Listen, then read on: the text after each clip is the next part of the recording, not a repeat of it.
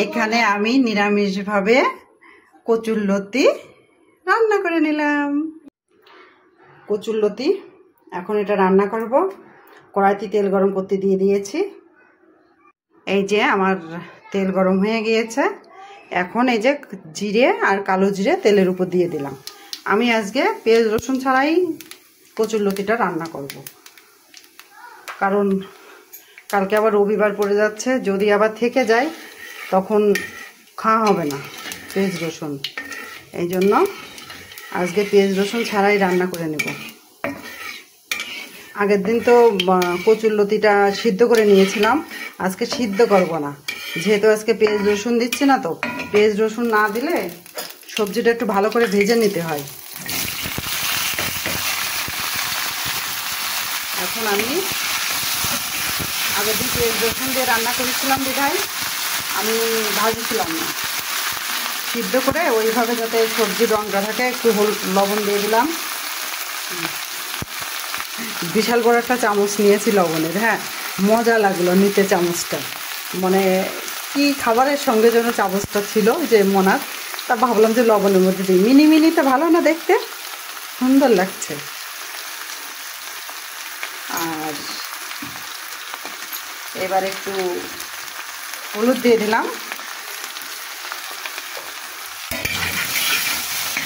আমাদের সবজি রান্নলেই থেকে যায়, শুধু বাসি থেকে যায়, একদিনে শেষ দিতে পারি না। আগের দিন কচু রান্না করেছি এই কচুরলতি, সেটা থেকে গেছে, কালকে বের করতে ভুলে গিয়েছি, আজকে বের করলাম। আজকে ওটাও খাওয়া লাগবে, এটাও খাওয়া লাগবে, রান্না করলেই শুধু থাকে।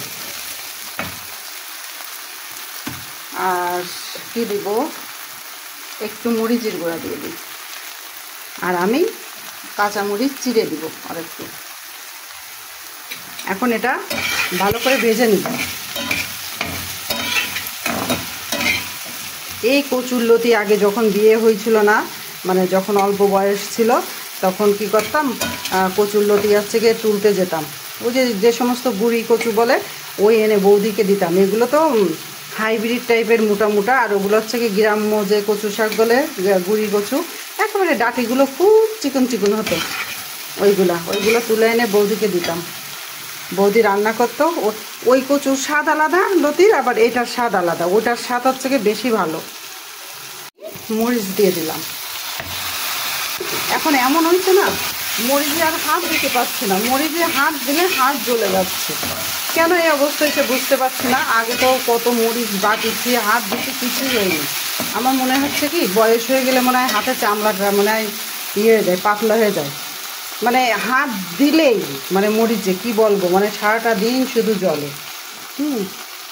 হাতের এরকম অবস্থা হয়েছে। কচু কাটা হয়েছে তো, কচুরলতি যে হাতের এখানে কালো হয়ে গেছে, লালচে ভাব হয়ে গেছে। তাহলে আমি কচুটা ভেজে নিয়েছি। এই দেখেন, এরকম কচুটা লাল লাল করে ভেজে নিতে হবে। এবার আমি পরিমাণ মতো জল দিয়ে দিই। এখন সিদ্ধ হবে, হলে আমার রান্নাটা হয়ে যাবে। এটা কিন্তু পেঁয়াজ রসুন ছাড়া রান্নাটা হচ্ছে। এবার আমি ঢেকে দিই। এখানে একটু কাশ্মীরি মরিচের গুঁড়া ব্যবহার করলাম।